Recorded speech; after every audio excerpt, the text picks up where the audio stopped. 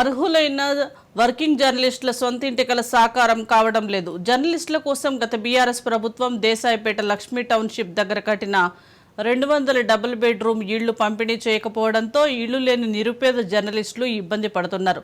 నిర్మాణం పూర్తయినా లబ్ధిదారులకు కేటాయించకపోవడంతో ఆ ఇళ్లు అసాంఘిక కార్యకలాపాలకు అడ్డాగా మారాయి. గదుల్లోకి ఎవరూ వెళ్లకుండా అధికారులు తాళాలు వేసినా కూడా తాళాలు పగలకొట్టి కొందరు అసాంఘిక కార్యక్రమాలకు పాల్పడుతున్నారు. ఇప్పటికైనా కాంగ్రెస్ ప్రభుత్వం అధికారులు అర్హులైన వర్కింగ్ జర్నలిస్టులను గుర్తించి వారికి డబుల్ బెడ్రూమ్ ఇళ్లు కేటాయించాలని జర్నలిస్టులు విజ్ఞప్తి చేస్తున్నారు.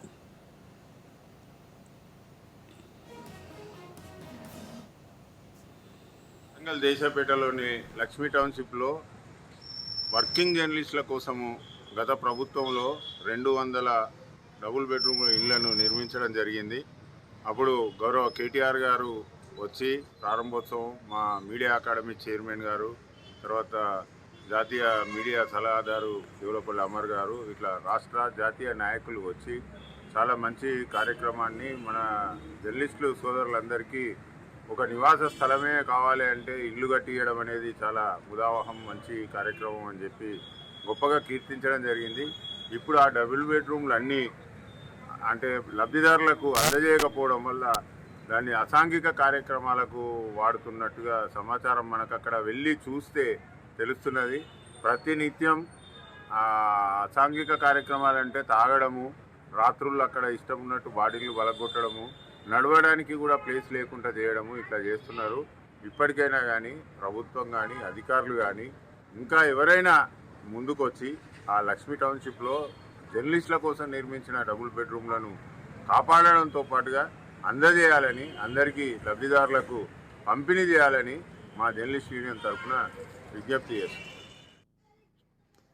జర్నలిస్టులు గత 3 దశాబ్దాల కాలంగా ఎదురుచూస్తున్నటువంటి సొంత ఇంటి కళ నెరవేరుతుందని భావించినప్పటికీ ఆ కళ గత ప్రభుత్వ హయాంలో నెరవేరలేదు. ప్రజలు మార్పు కోరుకొని రాష్ట్రంలో కొత్త ప్రభుత్వం వచ్చింది. కాంగ్రెస్ ప్రభుత్వం హయాంలోనైనా జర్నలిస్టులు కళలు కనున్నటువంటి సొంత ఇంటి కళ నెరవేరాలనేది వరంగల్ జర్నలిస్టులు కోరుకుంటున్నారు. గత ప్రభుత్వ హయాంలో వరంగల్ తూర్పులో జర్నలిస్టులకు డబుల్ బెడ్రూమ్ ఇల్లు నిర్మించినప్పటికీ చివరి నిమిషంలో ఆ ఇళ్లను లబ్ధిదారులమైన మా జర్నలిస్టులకు ఇవ్వకపోవడం ఫలితంగా మేము నివసించాల్సిన ఇల్లు ఇవాళ అసాంఘిక కార్యకలాపాలకు నిలయంగా మారింది.